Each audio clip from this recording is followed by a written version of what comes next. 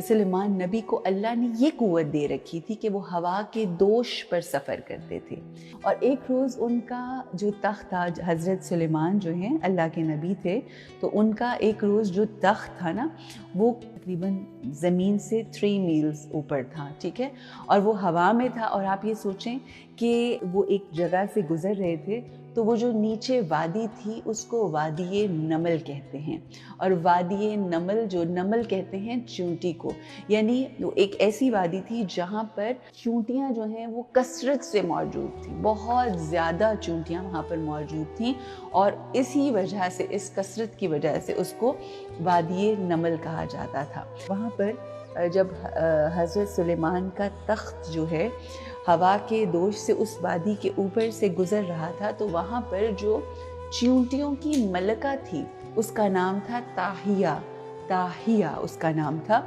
तो कहते हैं कि वो अपने पाँव के ऊपर बुलंद होकर उसने ऐलान किया कि ए चींटियों, अपने अपने, वही ये जो मैंने कुरान की आयत पढ़ी है, ये वहाँ पर, ये उस वाक़े की तरफ हम आ गए कि ए चींटियों, जल्द अज जल्द अपने बिलों की तरफ, यानी अपने घरों की तरफ रुख करो। कहीं ऐसा ना हो कि लश्कर सुलेमान जो है वो तुमको तबाह बर्बाद कर दे और तुम्हें रोंद डाले। जब ये वाक़या हुआ, ये आवाज़ जो है उसने लगानी शुरू की। क्यों उसने लगानी शुरू की, ये मैं आपको आगे बताऊंगी। जब ये उसने आवाज़ लगाई तो तमाम चूंटियाँ अपनी मलका की आवाज़ सुनकर एक लाइन के अंदर जल्द अज जल्द उजलत में अपने घरों को जाना शुरू हो गई। हज़रत सुलेमान का, जैसा कि हमने आपको बताया था कि शख्सियत का, उनकी नबूवत का ये खासा था कि वो चूंटियों, मुख्तलिफ परिंदों और जानवरों की जो गुफ्तगू है इसको सुन सकते थे। तो आप ये सोचिए कि जब उन्होंने 3 मील के, ज़मीन से 3 मील के फासले पर जब मलका चूंटी ताहिया की आवाज़ सुनी तो वो मुस्कुराए और उन्होंने अपने लश्कर को ये हुक्म दिया कि ये जो तख्त है ये वादी नमल में उतारा जाए। जब अल्लाह की नबी का तख्त जो है वो वादी नमल में उतारा गया तो उन्होंने कहा कि चूंटियों की मलका को हाजिर किया जाए। जनाब चूंटियों की मलका जो है वो हाजिर हुई, उनके सामने आई। तो अल्लाह आपने उसे अपने दाएं हाथ की हथेली के ऊपर रखा। जब भी मैं कभी ये वाक़या सुनती हूँ और इमेजिन करती हूँ कि क्या नसीब होगा उस चूंटी का कि जो अपने हुज्जत ज़माना, हुज्जत खुदा, अल्लाह की हुज्जत की हथेली के ऊपर उनके हाथ पे बैठी है। उसका तख्त जो है वो नबी सुलेमान, जो अल्लाह की हुज्जत हैं, जो हुज्जत ज़माना हैं, उनके हथेली के ऊपर बैठी उनका दीदार कर रही है और उनसे गुफ्तगू कर रही है। क्या नसीब है। अच्छा, जब वो आके बैठी है तो नबी सुलेमान अलैहिस्सलाम ने उस चूंटी को देखा और उस चूंटी को देखकर सवाल किया कि ए ताहिया, क्या तुम नहीं जानती कि हम अल्लाह के नबी हैं? तो क्या तुमने ये इस तरह से कैसे कह दिया, ऐसे तुमने कैसे सोच लिया कि हम तुम पे और तुम्हारी चूंटियों पर या इस वादी की चूंटियों के ऊपर किसी भी किस्म का जुल्म करेंगे? तुमने ये बात कैसे कह दी? उसके ऊपर ताहिया जो कि मलका थी चूंटियों की, ये कहने लगी कि ए नबी सुलेमान, मुझे यकीन कीजिए, मुझे आपकी नबूवत के ऊपर बेशक यकीन है, मगर मैंने अपनी चूंटियों को इसलिए वार्न किया क्योंकि मैं उनकी ज़िम्मेदार हूँ, मैं उनकी रहबर हूँ। ये मेरा फ़र्ज़ है, ये मेरी ड्यूटी है कि मैं उनको मुत्तला करूँ ताकि वो अपने आप को सेफ कर सकें। तो मैं जानती हूँ कि आप जुल्म करने वालों में से नहीं हैं, मगर क्योंकि ये मेरी ज़िम्मेदारी थी। अगर यहाँ पर रुक के अगर हम ये बात कहें कि जिस तरह से चूंटियों की मलका ने किस कदर ज़िम्मेदारी का सबूत दिया कि उसने अपनी रियाया या जो अपनी बाकी की चूंटियाँ थीं उनका कितना एहसास करते हुए, ख्याल रखते हुए उनको ये पैगाम दिया कि तुम अपने बिलों में घुस जाओ। काश हमारे आज के जो रहबर हैं और जो हुक्मरान हैं वो भी अपनी ज़िम्मेदारी को समझते हुए चूंटियों से جن کو ہم اس قدر حقیر سمجھتے ہیں کہ جن کے بارے میں ہم نے کبھی شاید سوچا بھی نہیں ہوگا. کبھی ہم زمین پر پاؤں رکھتے ہوئے یہ سوچتے بھی نہیں ہوں گے کہ کہیں ہمارے پاؤں کے نیچے کوئی چونٹی آ کے نہ مر جائے. تو ان کے بارے میں ہم سوچیں گے وہ چونٹی جو ہے وہ اپنی رعایا یا جو اپنی باقی کی چونٹیاں ہیں ان کے حوالے سے کس قدر فکر مند اور اپنا فرض سمجھتی ہے.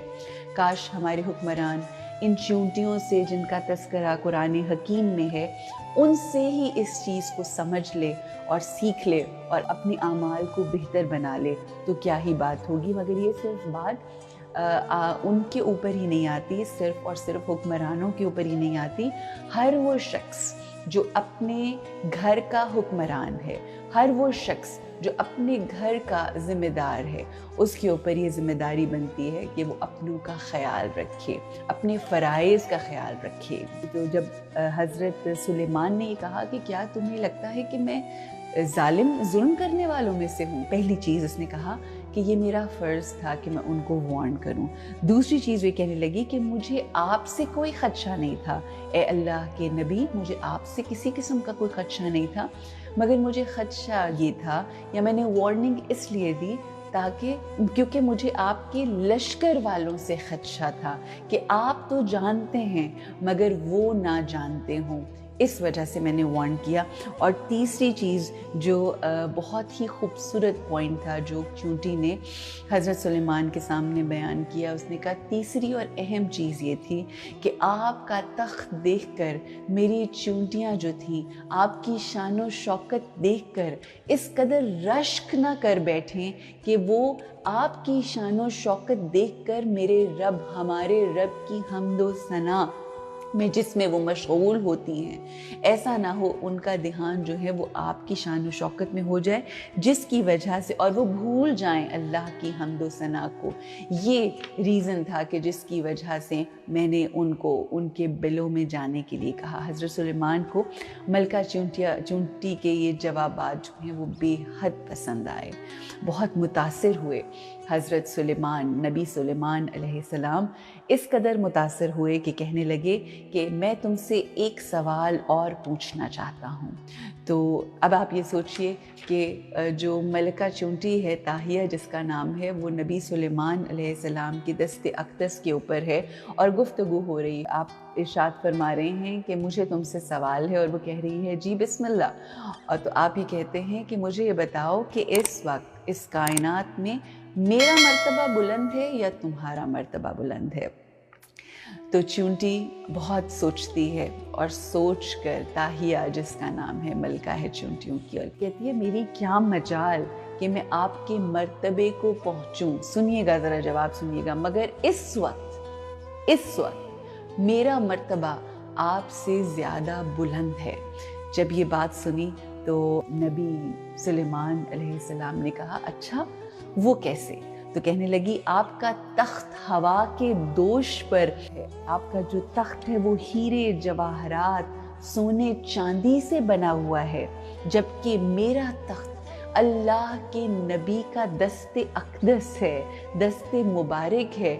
یہ سونے ہیرے جواہرات کا تخت کہاں اور اللہ کے نبی کا دست اقدس کہاں؟ میرا مقدر دیکھیے کہ میں اللہ کے، میرا تخت جو ہے اس وقت وہ اللہ کے نبی کا دست اقدس ہے. کیا کہنے، سبحان اللہ. اس کو کہتے ہیں معرفت، اس کو کہتے ہیں کہ حاضر وقت کی، یعنی وقت حاضر میں جو زمانے کی حجت ہے اس کی معرفت کا ہونا. تو چونٹی نے پہلے علم کی بنیاد پر حقیقت کا اعتراف کیا کہ بے شک میری مجال کہاں کہ آپ کے مرتبے کو پہنچوں، مگر اس وقت میرا مرتبہ بلند ہے. پھر عشق کی بنیاد پر عقیدت کا اظہار کیا. کیا کہنے. آج تک آپ یہ سوچئے کہ سائنٹسٹ جو ہیں اس دنیا کی اگر حقیقت دیکھیں تو سائنٹسٹ کیا کیا ترقی نہیں کر بیٹھے، مگر آج بھی اتنا علم رکھنے کے باوجود، اتنا کچھ اچیو کرنے کے باوجود چونٹیوں کی زبان بول نہیں سکتے، سمجھ نہیں سکتے. مگر کیا معجزہ ہے دست سلیمان کا کہ چونٹی گفتگو کرتی ہے اور اللہ کے نبی اس کو سنتے ہیں، مگر اب ہم کیا کریں؟ ہم تو عاشق محمد و آل محمد ہیں، ہم تو ان کو مانتے ہیں، ہم تو ان کے عشق اور محبت میں مبتلا ہیں، مبتلائے عشق ہیں، کہ جن کے دست اقدس پر سنگریزے بھی بول اٹھتے ہیں، سنگریزے بھی ان کی رسالت کا اعلان کرتے ہیں، کلمہ پڑھتے ہیں۔ آخر میں اس دعا کے ساتھ ختم کریں گے آج کی اس نشست اور سیشن کو۔ اے رب عالمین، تجھے واسطہ ہے رحمت للعالمین کا، ہماری زندگیوں کو اہل بیت جیسی زندگیاں قرار دے، اور ہماری موت کو محمد و آل محمد جیسی موت قرار دے۔ بر محمد و آل محمد صلوات، اللہم صلی علی محمد و آل محمد۔